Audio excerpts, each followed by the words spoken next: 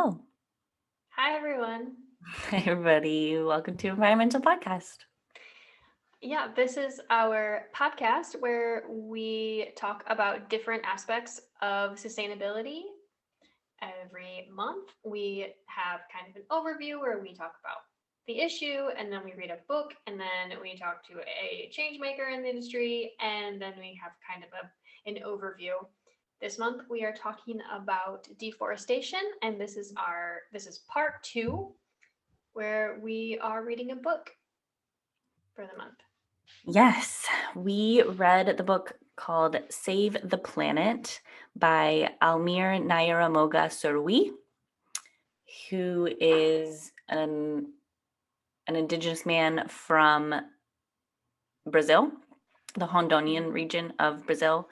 And it's really about his journey as a tribal leader and working to conserve the rainforest in his area. Yeah. And just to start out, do we recommend this book? I would.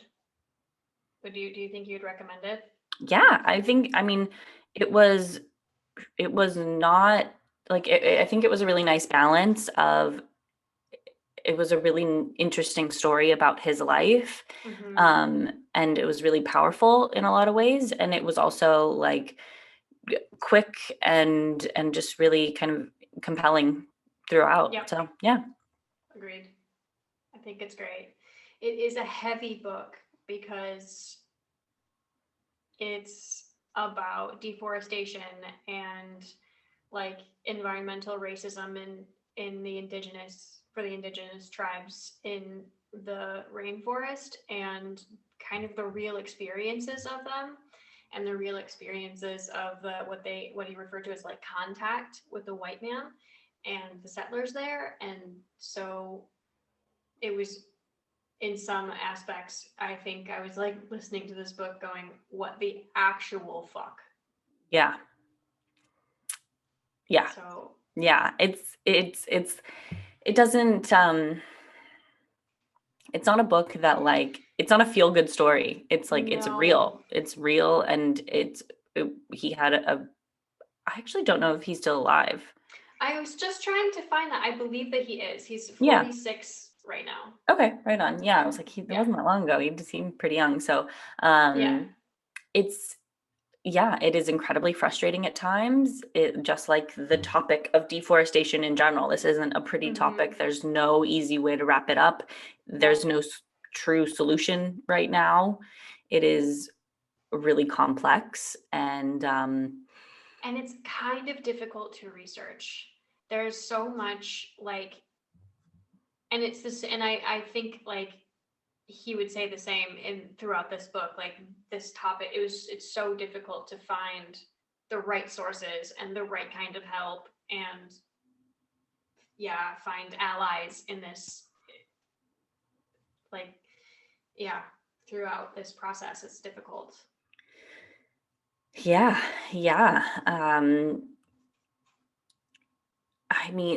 Essentially, the story follows Almir, who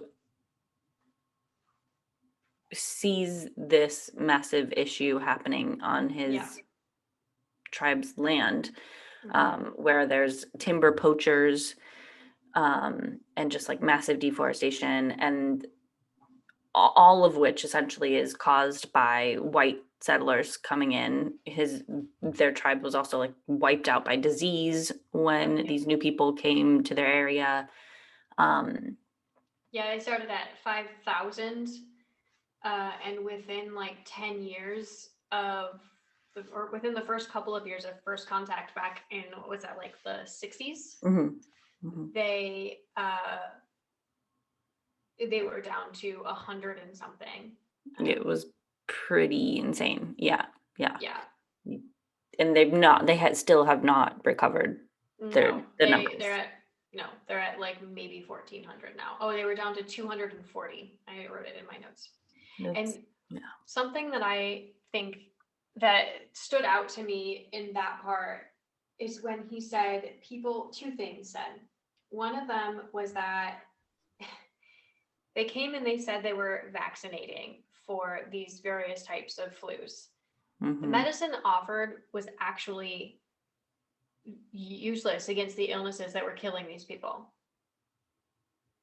The other thing that stood out to me was that they said they were vaccinating, but actually they were taking blood samples to figure out why their hair stayed black as they got older, why they didn't go gray. Yeah, right. Once again. Yeah. So much of this book is like, it makes it so clear that settlers and like big ag and a lot of times politicians, they treat indigenous folks like livestock, like animals. And I mean, Yeah. If not worse, because at least they put some sort of like a weird value on a cow. Right. They treat them like insects. Like they're in the way of growth. It's yeah, it is really pretty disgusting. And it's the same story. It's the same, like it is such a classic, terrible, and really sad tale of colonialism. It's this. It's this. It's just modern day colonialism. Yes. Yeah, where the tribes people really had no way of fighting against it. There was no winning, honestly. Like they couldn't actively fight back against any of the settlers who were taking their land or any of the poachers, because then those settlers would basically say, oh, look, see, they fall under the stereotype of being so savage and dangerous. We need to get rid of them. Like there's no way. I mean, the settlers were the people that like started these stereotypes in the first place. Right. Strengthened them, then by the tribes people actually standing up for themselves, they would only just kind of fall prey to that stereotype, which was a really, I mean, it's just really pretty tragic, and it was striking how similar some of the stories were to like how racial inequality is here in the United States right now. Like there's so many parallels. Or even how like America was colonized to begin with. Let settlers show up, spread disease, spread fucking lies, and just mass murder Indians or displace them. There was a lot about the displacement. I will say also that like there's a lot of like Almir spent a lot of his time communicating with NGOs and like bigger organizations that were supposed to be helpful that just either weren't helpful or either were super corrupt, like the SPI, or that just didn't have the resources to be helpful. The Amazon is a massive place, so it's difficult to like track down people that are stealing land, And so there were some good-hearted people and organizations part of this as part of his journey, but so much of this book is about like, then this happened with the settlers stole this many hectares, and then we got them back, and then they stole them from over here, and then we got them back, and then they built a road over there, and then they convinced the other tribes people they like bribed other tribesmen to allow timber poaching to happen. Like so much of this is just like the same story, and I thought it was interesting about like how much bribery came into play in this story. Yeah, I mean the people in charge took bribes from loggers. I mean it's just people in It, charge and the native and folks other tribes. themselves too. Yeah. Absolutely. Right. Because so throughout this process, Almir, who was the leader of this particular Surui tribe, um, was really working on trying to find a way to allow for his tribes people to make an income off of the land that they had and not Yep. rely on like funding from other people in order to survive. He wanted to make some sort of a sustainable solution, something maybe ecotourism, something like how they could Yep. generate their own revenue.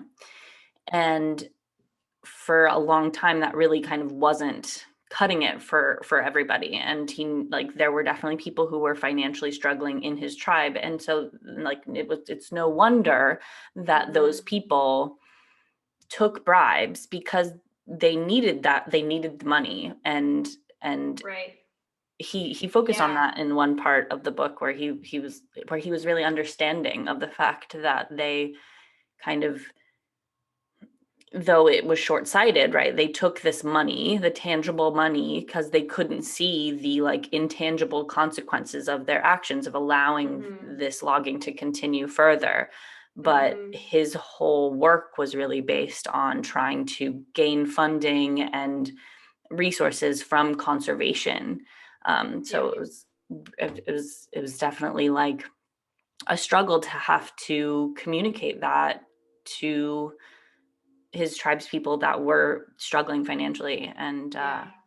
And I think like that, to that point, man, it kind of for me nails deforestation, because he's dealing with it internally. Like he's trying to hold this tribe together, and he's dealing with this, like these problems inside of his little, I guess 1,400 people is not so little, but essentially but it is inside his tribe, and also trying to fight this like next circle of people that are trying to steal land, both legally through like policy change and illegally through poaching, and then also on like the book is called Save the Planet, like on a global scale. He's going around the world and searching for this funding, so he's got all of these levels, and he's the chief. He's not just like the dude doing this. He's like literally running a tribe, and then has all of this other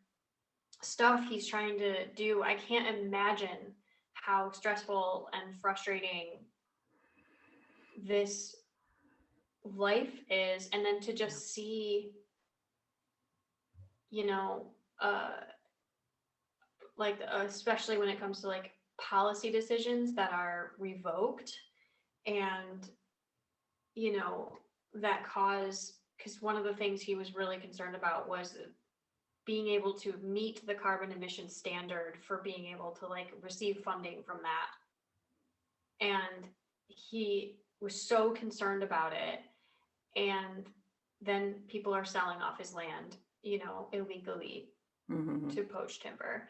And yeah, I can't, it's so frustrating, and it's so big. Like, I mean, it was like any step forward, any progress he made, there was now a new thing that he had to tackle, and the issues kept getting bigger and bigger. Right. And seemingly, I mean, there were like worldwide organizations that were trying to like fund, but he was really trying to create something that like was a model that didn't rely on that stuff, and that was like that's never been done before. Right. He's creating this whole thing. And I wrote a quote from him down about that. I can't find it, but essentially he said that if you wanted to, he said it so nicely, and if I try to say it, it's gonna butcher it. That essentially you need to lead by example, and that he was getting himself so stressed, and where he's openly throughout this book saying these things are stressful, and he was like, I just kind of realized that I had to lead by example and just be we had to be the tribe that was making the difference here. We had to be the one that was starting the cultural center and be the one that was starting the university. We couldn't continue to ask other people to do this stuff for us, or continue to try to rely on other people while we were just feeling concern about our forest. We have to do something about it, and we have to do it on their level, not on our level where we're just trying to save our little space. We have to teach other people this. He was calling it a 50-year plan. And I thought that was a really beautiful, there's so much of this book is so beautiful. He gets about where he gets his lessons from in the rainforest, and his connection with the moon, which was so interesting to hear another story about a moon connection, and his relationship with his dad, and how his dad taught him all of these important lessons by using the snake in the woods. And it was all it always for him comes back to these trees, and it always comes back to the lesson from the forest, and how he's done a lot of work to learn about around this environment, digital world. And there's a whole section about Google Earth. He just went to Google and demanded a meeting, which is awesome. And she's can't do. I wouldn't even know where to go on their campus. And he's done so much work to learn about it, about this other world, that he wants people to do the work to learn about his world. And it's his job to educate educate about that. And I think that it was so beautiful. Yeah, absolutely. Yeah. I mean, the fact that he was even able, I mean, he's just absolutely brilliant that he utilized the internet to help to show the world his situation. And I mean, the reason he went to Google Earth was because he had seen it as a tool in the first place and realized it was on the land that he lived on, it said uninhabited zone. Right. And he was no, that's not true. There is so much history here. And so he used it as a tool to help educate people. And that was something that, I mean, I guess this is probably in 2010. Yeah. I mean, they sent a lot easier to go to it. They sent a bunch of emails, and they were able to get a meeting with someone who worked with Google Earth. And so, yeah, they were able to utilize that to show the different kind of things that they were building there, like the school. And it was interesting that he mentioned they used Google Earth to help to educate people, but it actually didn't help to stop the issue of land and timber poaching, but it did help to prove the scope of the problem, because you could see it from a satellite view now, and they could see how much the landscape was actually changing. So that was a really cool tool. And it was also just cool that he could see the value in these in technology, and he could find a way that kind of bridged his indigenous culture and the age of the internet. And it was really, really cool. Yeah, it is really cool. And that's what helped him to kind of get in touch with so many different organizations and yeah, he names a lot of organizations in this book, and I wrote down some of them, and I tried to look up a few, and either I wrote them down wrong, maybe some of them don't exist anymore, or they are very small, so don't have regular, aren't easy to find. Again, this was 10 years ago that he was writing. So, and a lot of this takes place between like 2000, when he's talking about the internet, takes place in the early 2000s. So trying to look up some of these like foundations was a bit difficult, but we did find the Forest Carbon Partnership, which is, he talks about the Red Plus a lot, because that was when they have their carbon project. The Surui Carbon Project is what he was saying, the way that he was like talking about it, and about carbon credits and reforestation was what they were focused on then. Now it's a little bit different, from what I can see on their website.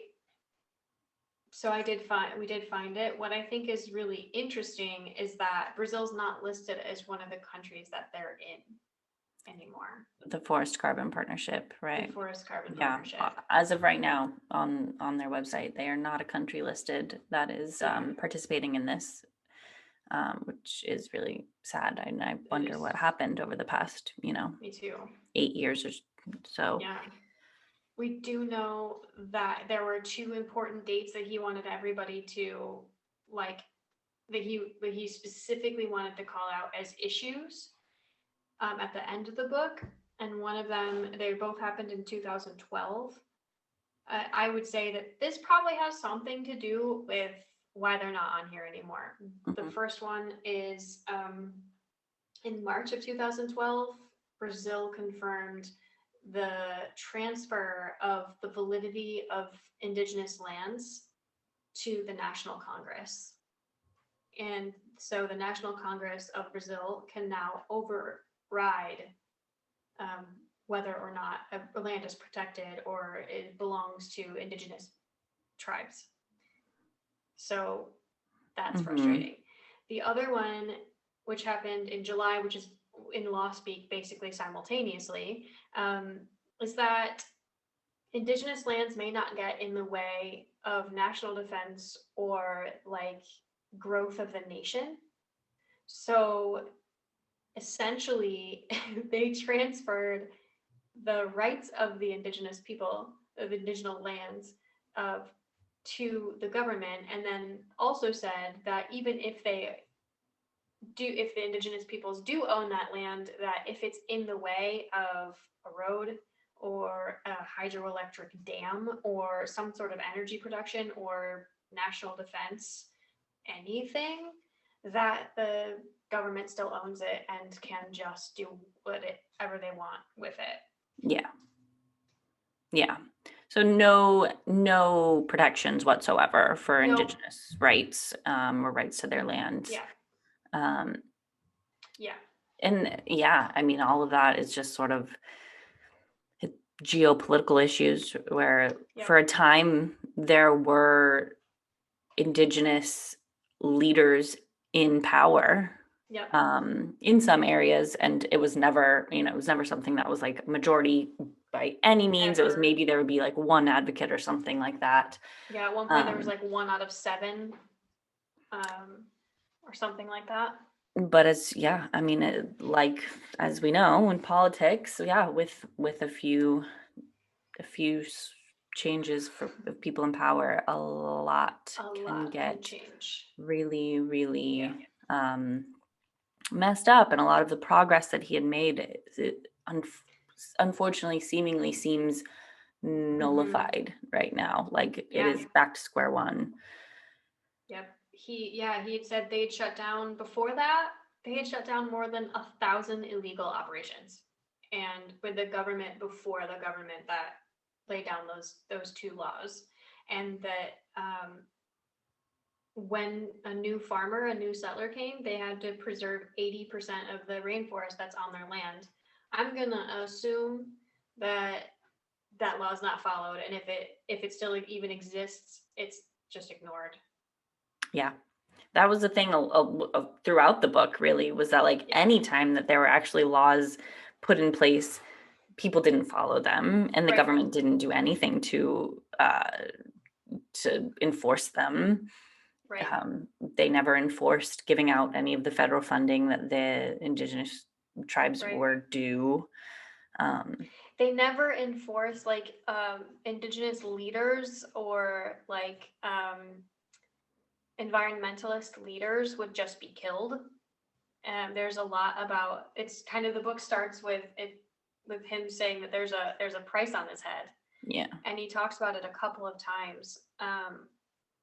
And he's got bodyguards. His bodyguards is part of the book also. And how other environmentalist leaders were killed and they did nothing. They were just like, okay, you know. I mean, it's really actually like a pretty fucking sad reality that we live in. These things just aren't dealt with. Yeah, and it continues to this day. I mean, it's interesting that the World Bank is so intertwined with a lot of things.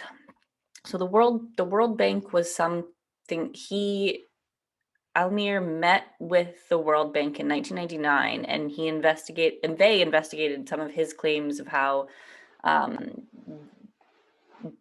Brazil was doing nothing essentially to help fund them. The World Bank essentially is what kind of started getting some funding, at least, to his tribe, and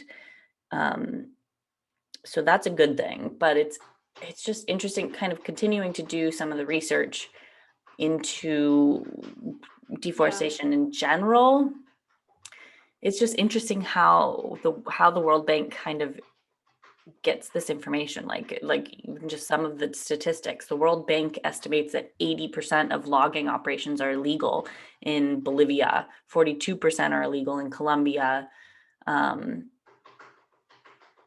and it's like, how does I don't know how the World Bank plays a role here in kind of watching this information. Yeah. But they are in a lot of, this is totally a different topic, kind of. It's more big ag. So when I first moved to California, I worked for a rice company, and it was a worldwide, and we worked a lot with like South America, and we sent rice back and forth. And the World Bank had a lot to do with that rice trade also, especially we were looking, like that was when South Sudan was just a new country. They had like just became a new country. And we were looking at being a part of an NGO of like giving rice to South Sudan and also like helping them learn to cultivate it. And that was part of my job there. And the World Bank was where we got a lot of information, and like who was like sort of funding that stuff. So it feels like, and in my mind, they're just kind of like a massive trove of information. If it has to do with a commodity, they have the information. Yeah.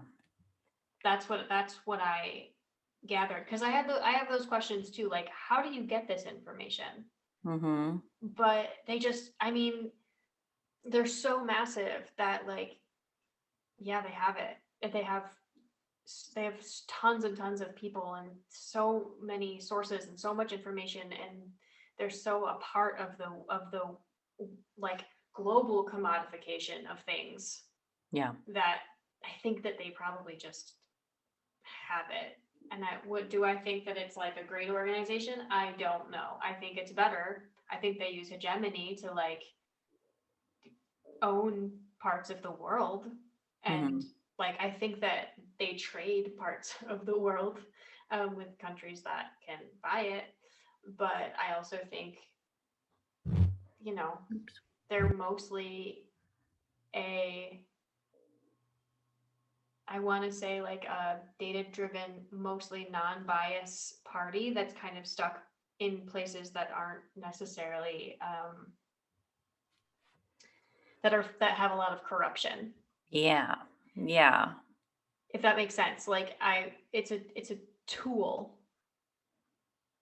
more so than like an agent of on one or the other side of the line of that, like safety and corruption and there.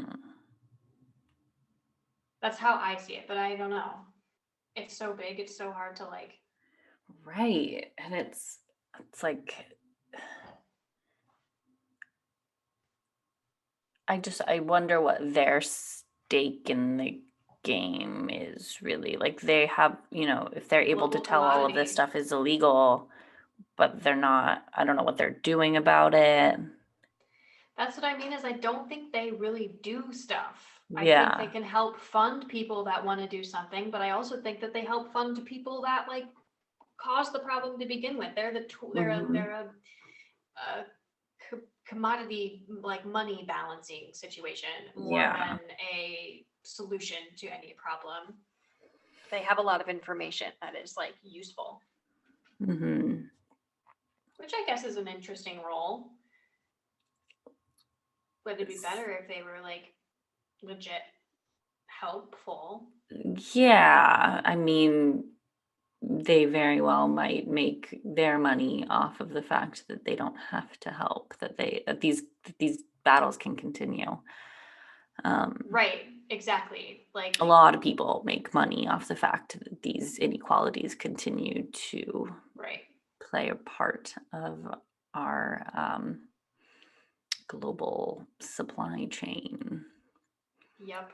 I would say that's a pretty good way to think about it. Global, yeah. If there's a global supply chain, the World Bank is involved. Yeah. Yeah. Yeah. So yeah, this topic, like I loved this book, and it made it a lot clearer. It made the issues clearer. I hadn't thought about like timber poaching. Yeah. Yeah. Which is That was a word I massive. wasn't familiar with. Like, yeah. So it made the issue clearer, but it didn't necessarily make the solutions clearer. And I'm not sure. And it makes me actually concerned that maybe there isn't a great solution because of issues like poaching. So when it comes to deforestation, I'm kind of leaning towards like political solutions, industry solutions. On a consumer based level, it's really going to come down to research, I think. But like this has to be like political and industry. Right. Yeah, that's the thing. It's like, where is that illegally sourced wood going? And what is it being used for? Right. Like they're doing it for a reason. Those timber poachers are being paid by someone. Right. Who's doing that? Who is doing that? But are they even saying like there's a part in this that blows my mind, and it's not the first time we've heard stories like this, right? Where somebody just stole a bunch of land, deforested it, and then sold it. Like they owned it. They literally just like moved in, cut everything down, started a farm, and then sold it to a bunch of settlers. And it took like fucking 20 years or something for the tribes to be able to say, this land was stolen to begin with, it was never yours. It was never yours. Like, that's not the first time we've heard stories like that. No. But then it's like, now I also feel bad kind of for those settlers because they bought that land. To them, they bought a land and like built it for themselves, They didn't know that it was stolen. So you don't know that. I mean, we don't know that, but we can say like, I mean, what would you do if you made a fair trade and then somebody was like, but that wasn't yours to buy? You'd be like, I don't know. Now I'm out my whole life, my lifestyle. So that leads me to wonder, like, these timber poachers, are they just chopping down trees and then selling them to whoever will, to the end market, right? Yeah. To the people, right? They're not saying, Yeah, I mean, when like, someone's trying to buy wood, like it's impossible to tell if that wood has been sourced legally or illegally. right, It's just a it's just a commodity then. right. So, and there's no like way of proving that something is Or that legally you, sourced. right, or that you knew that it was legally or illegally sourced, right? Like, if my desktop right now is wood. I Mhm. don't have any idea how to even trace this back to where it Yeah. came from. No, yeah, not at I have all. no idea. Not at all. Yeah. I mean, yeah, and I don't know where that would even start, like, Right. So it's like, okay, so you have to stop it from the source. That's mhm, essentially like once it's chopped down and out of the forest, who's to say like how it was obtained legally or exactly. illegally? It Right. has to stop at the source. And how do you do that? Yeah, I mean, something I saw was like, okay, in the EU, they implemented the European Union timber regulation Yeah, as a way to stop this, but it didn't really seem like they had a great way of knowing the origin of right, anything, even though they are trying to kind of start this regulation, which I guess is kind of the only way to do it, right? If you right, just enforce transparency throughout the entire process. right. Right, it's so shifty. This problem Yeah. is so shifty, and like this book, it in a lot of ways is beautiful, in a lot of ways is extremely frustrating because he understands the issue so well, so personally, so and also on such a like deep political level, and as a conservationist and an environmentalist, like he's incredible. But even he doesn't have all of the solutions. He doesn't have the answer. He just has like, I want to make it sustainable for my people so that we don't have to sell our, like, take bribes and sell this land. But he doesn't, and at the same time he wants the political aspect to be like, please help with the timber poachers, please help Mhm. with the deforestation. But that's almost like, he talks about having the EPA come in and have like patrols. He talks about having um, like laws set down. Laws can be revoked. That happened Yeah. also. So like deforestation as a whole is so difficult to solve because you can do it legally and you can do it illegally if, and like, and what do you make stuff out of if it's not wood? Now we're back to a packaging question. Mhm. Can you recycle wood? I mean, I yeah. guess that's what. Yeah. I mean, But it's uh, like, like particle board. Like, I don't know. yeah, particle board. Yeah, we have for OSB. What's that? I think it's really similar to particle board of the way that Mhm. you, it's like shredded wood that's recompressed. Yeah. Yeah. Or like one, like in this house rebuilding project, we're doing everything we can to reuse, to go to a second hand. Like you get big warehouses full of wood that's just reclaimed, using Mhm. reclaimed wood. We're using floorboards to make our doors, for instance, like old floorboards. But I mean, what's the solution? Yeah. I mean, on a small scale, it is, if a brand is creating products made of wood, then, and if you have the ability to know your supply chain, then it just kind of even more evident that needs to be really, really transparent and out there And this is where the FSC makes sense. Yeah. This is where, for me, like in last month we talked about paper and packaging and paper, and how the FSC certification isn't the most perfect solution when it comes to paper products, because recycled paper and 100% post-consumer is ideal. But the FSC is a really good solution for brands that want to use wood, that don't want to contribute to deforestation. Yeah.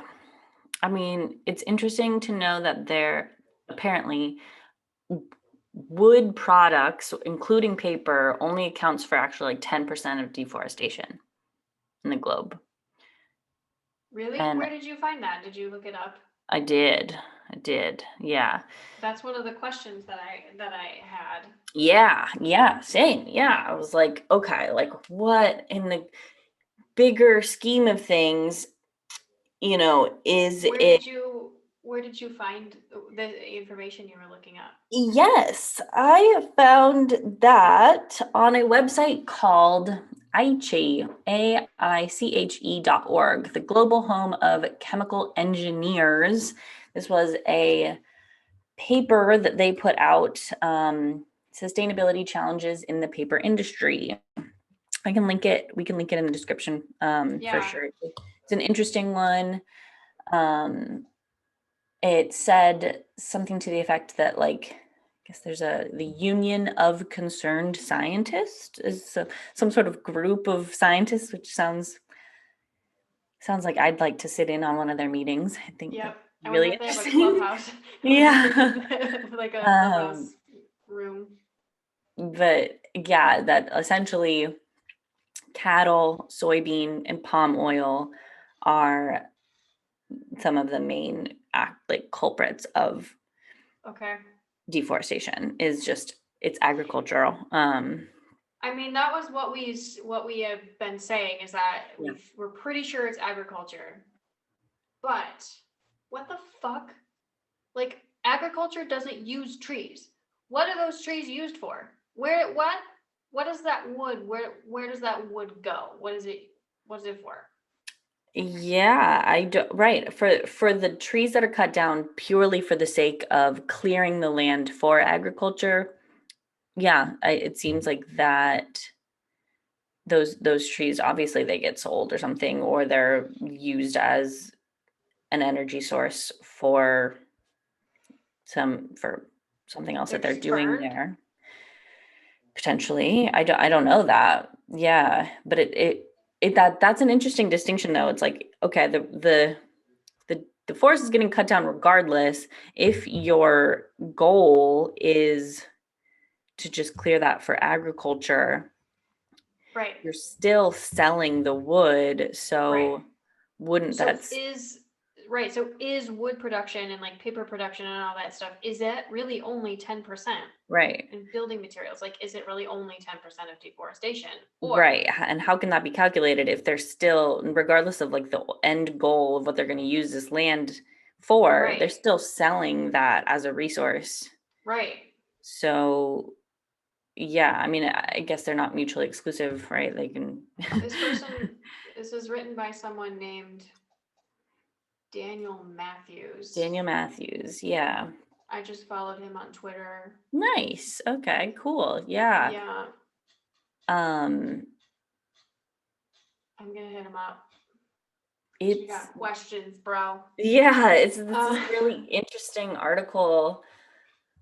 And it definitely, talks about how things still continue through, to today. That, I think some parts of South America are more protected. I think that that's just more well known as an area that people in general want to save the rainforest. Like that has now got this cultural buzz around it. People understand that. But the issue I think right now has definitely shifted to Southeast Asia. And that area I know is heavily tied to palm oil production. So that's a whole other thing of palm oil in all of our foods and products and everything. Yeah. Yeah, I think that's been an issue. I mean, that's been an issue for a long time. We worked with a skincare company. That's where we met. And that company had to fight. It was difficult to find products that didn't have palm oil in them. And that was one of the driving forces behind the creators of that company, was because there's palm oil in all of their products. In their cabinet. So they created that one. It's really hard to avoid, and it's kind of crazy how it's taken over and been put into every product, and like it's just cheap, and that shit, it grow like palm oil and palm, like it just grows. So like it'll grow anywhere, but now you're dealing with like monocropping, and that's a whole sustainability issue by itself. And different diseases, and it's also like not the healthiest option. It's just one of the cheapest options. It's one of the simplest. It's one of the easiest to like manufacture, like process. It's one of the easiest to process and refine. So I feel like we haven't uncovered anything but like deeper issues this month. I don't think that this issue has a whole lot of like cut and dry solutions, aside from just trying to be aware of where your products that you're purchasing are being sourced. So he gives the was it Sergey, the name of the bodyguard? Oh, I didn't write that down. I think it was Sergey or something close to that. In the beginning, he was like, I really didn't want to be assigned this role. But by the end of the book, he's like, what can I do to solve this problem? And Almir so sweetly puts it, do you eat meat? Like, some solutions that he offered is, eat less meat, because that is a big part of it. And question your own consumption habits, which is, again, something that we've come to almost every episode, is questioning your consumption habits. Choose sustainable products and products that come from sustainable places. Hey, check out the Living Brand Directory, because that's what we're building, is exactly that ecosystem. Support NGOs and make people more aware, and just like raise the vibration of this conversation, basically. And use the model of nature to offer energy solutions. That I thought was really beautiful. That was an exact quote. He said, look around, something like, look around you. Nature has already solved every single problem we're running into right now. Sometimes it takes thousands of years, but like nature has evolved to already have solved these things. We just need to listen and pay attention and look at the sources, of what's happening. Nature doesn't have a waste problem. They don't have it is a closed loop system. It is not does not have these issues. We're causing them. There was another part of that just reminded me of there's another part of the book where Almir was talking to his dad, and he was his dad essentially said something to the effect of like, you don't have to worry, like the people that are causing these problems will come back to us for the solutions because they are like the only people that know how to actually Yep. live in a way that is truly sustainable for the planet. Yeah. And I think that that's continues to be true, that like we have to learn from indigenous populations and Absolutely. and utilize their teachings in how we can try to shift society in a way that has any possible chance of like living on this planet Yeah. for an extended period of Right. time. Totally. And he also makes the point of that we are destroying the equilibrium, that the earth, we go down, we've drilled down only several kilometers, but there's hundreds. So we're not impacting yet the root of the planet. So the planet itself will heal and be fine. What we're actually doing is upsetting the equilibrium and destroying that balance of our ability to live on this planet. And that's the, I mean, that's the nuts and bolts of it, right? Is like, Yeah. we're fucking up our own lives. Yeah. It's just not tangible yet, really enough to prove to people Right. that it's an issue that needs Yeah. immediate addressing. Yes. It's starting to become very clear. I think so, but there is still a massive amount of pushback in terms of even believing that climate change is a reality. Hashtag climate change is real. Stop. It is I it use it is a as often very as strange possible. time that we're living in. Yes. Very strange time. Yeah. Come on, guys. Climate change is real. And it's a problem. Yeah. On that note, I saw a funny tweet. Well, Elon Musk tweeted something like, "Oh, I'll donate $100 million or $1 billion, I don't know, to whoever can solve the carbon emission problem." And somebody was just like, "Shout out to whoever invents a forest! Like, you're gonna get $100 million. Like, that's the fucking solution." Hi, yeah. Plant How some about trees. you ask the indigenous people of the rainforest Right. what their possible solutions could be, instead Right.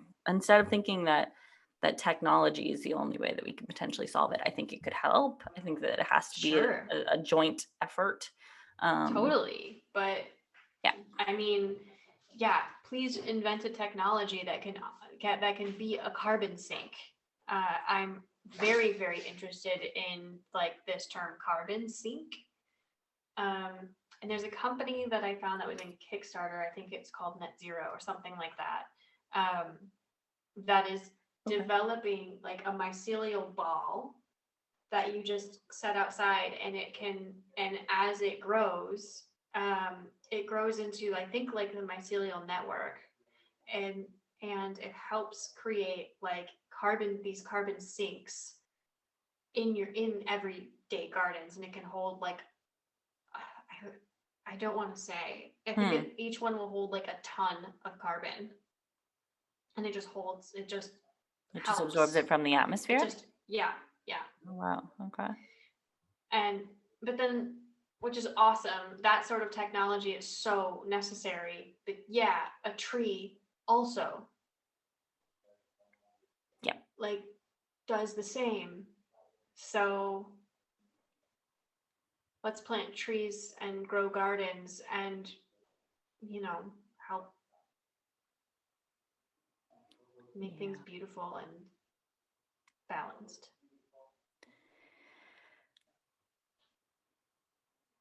Yeah, that is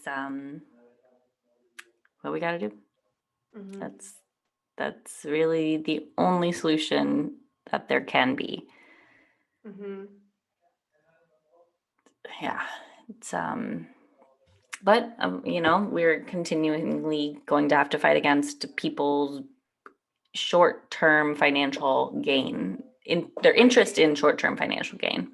Right. That's really the culprit, is just Right. overconsumption, over commodification of these different types of trees and in these areas, and yeah, we can identify the issue really well, but the solution is complicated. yeah. I mean, voting helps, and in well, some of these areas voting isn't an option. I suppose not as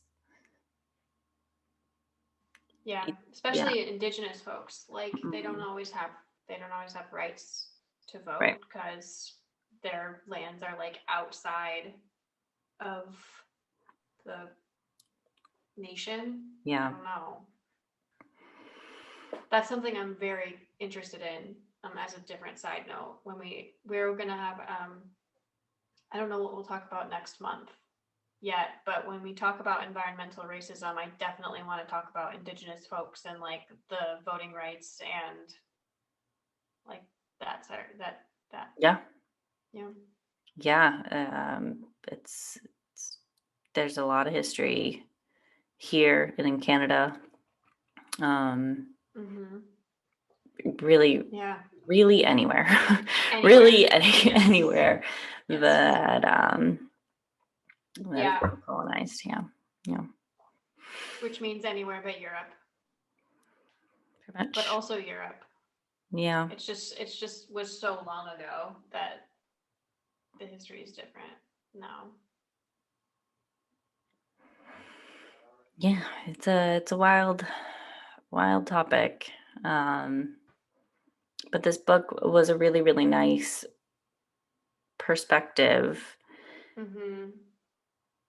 that I think really beautifully communicated the value of the rainforest and what it can hold if you respect it and listen to it and think of it as a living part of the world.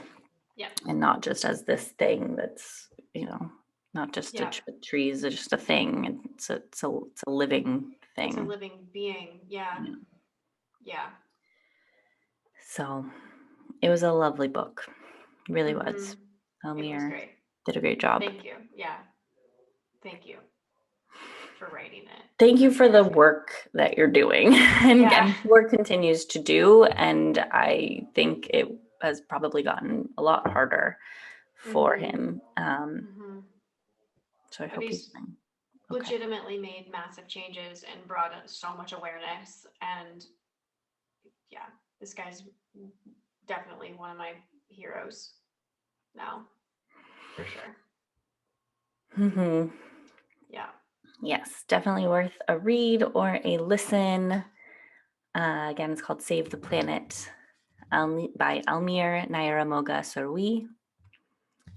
And that's our little book review, huh? Yeah. We would love to know your guys' thoughts on this topic. I know it feels weird to be like, subscribe, but if you like this type of language and you want to hear more, subscribe to our podcast. Yeah, I mean, when learning about sustainability, it isn't pretty. It's not going to be. This is not pretty. It's not easy.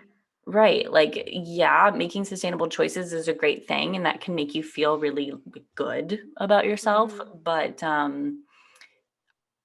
the root of it, you should also want to learn about these issues and kind of understanding sustainability from more of a global perspective than from like an individualistic kind of consumer perspective. I think both they go hand in hand, but I mean, I feel like it's nice to know why you're making like sustainable based choices as a consumer.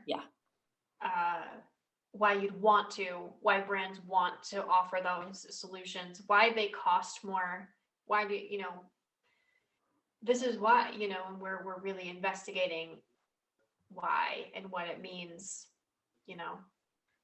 Yeah.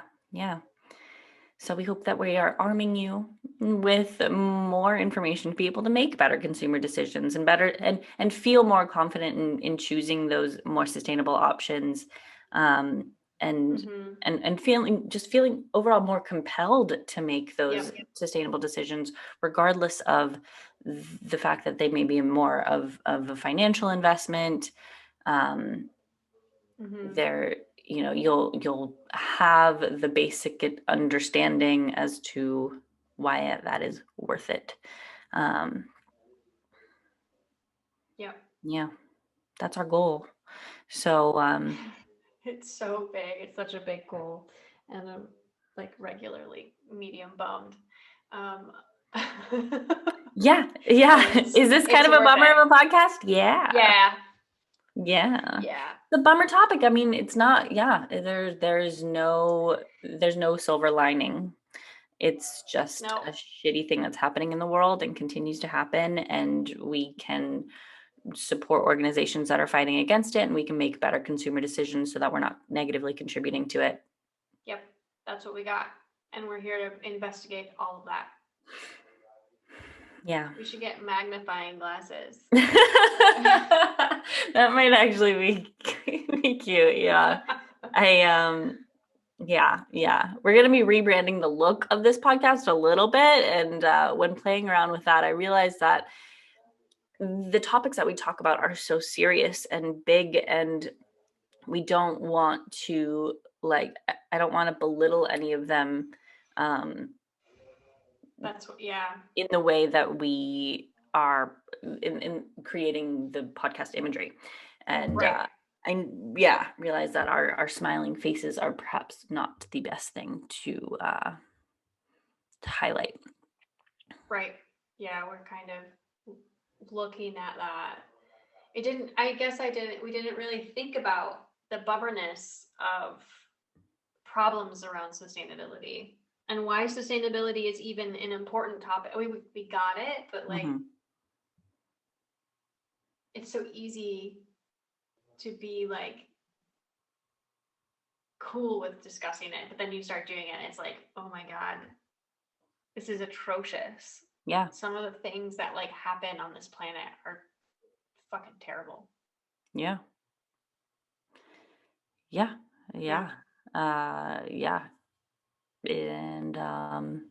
And it's worth investigating, and it's just so interesting how sustainability has become trendy.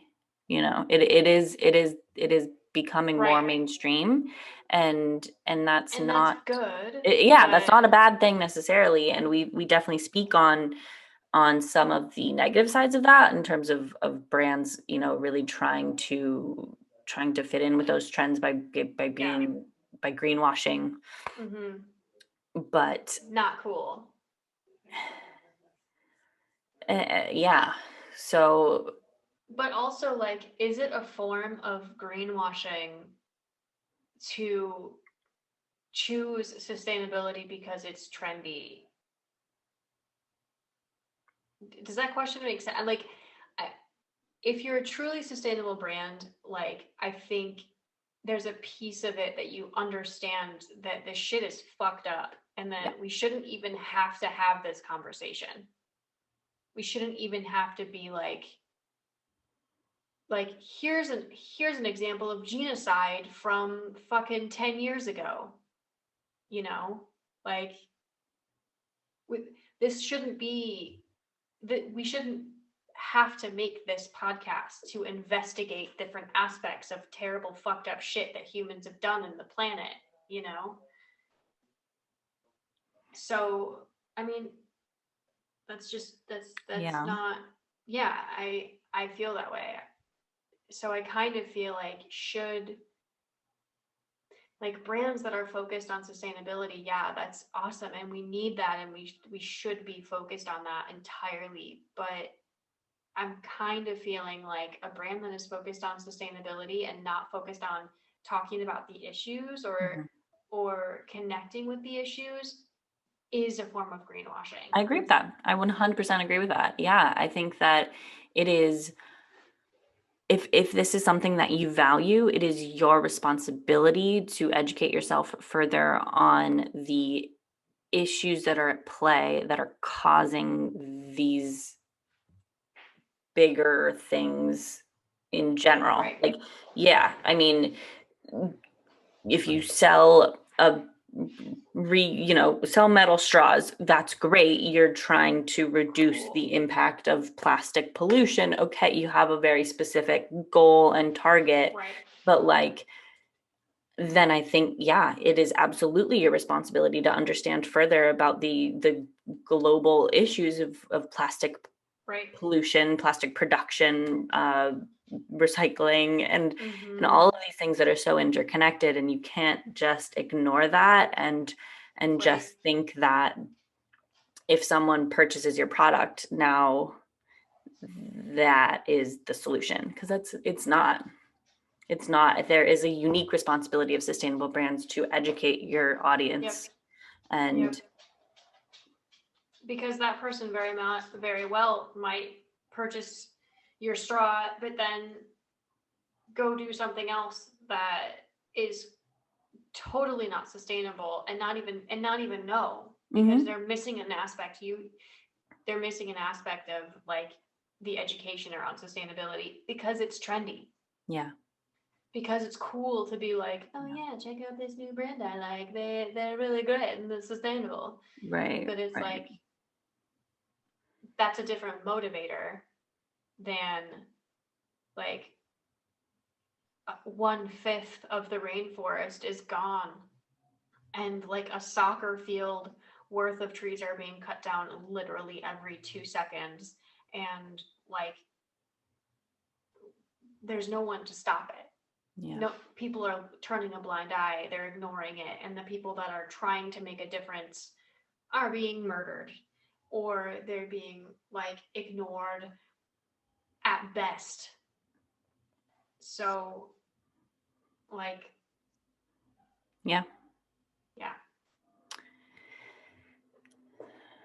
I don't want to be a conspiracy theorist. That's not conspiracy theory. That's just what's happening. That's not conspiracy theory at all. No, I just read a whole book literally about that's exactly what happens. That's the way the world works. Yeah, but it just seems so out there, right? It seems like saying that feels like that shouldn't be true. Like I should be like, people look at me like, that's not real. That's a conspiracy. No, actually, but like, it's not. It's not, because it's historically accurate. I mean, that this is not an isolated incident. No. There are countless numbers of times that this has happened in different places around the world. Yeah, and yeah, I mean, I think that if us learning about it and talking about it on this podcast and kind of digesting it and reiterating what we learn over the course of these months is at all helpful in someone better understanding how they fit into this bigger picture, then we've done our jobs. That's absolutely. So that's really absolutely. I also think, like, yeah, it's great that we're doing it on the podcast, but I also think we've done our jobs by learning about these issues and sharing it. And